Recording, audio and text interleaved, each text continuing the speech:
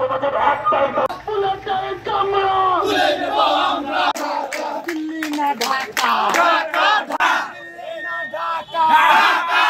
বিভ্রান্তিকর সৃষ্টি করছে এবং একটা সন্ত্রাসী কায়দা সৃষ্টি করছে। দিল্লি না ঢাকা এই রাজপথে এই আইন বিভাগ কোন রকম মানব না। সংগ্রাম আপনারা আমাদেরকে একটু সময় কোথায় আমাদেরকে সময়টা দিচ্ছেন কোথায়?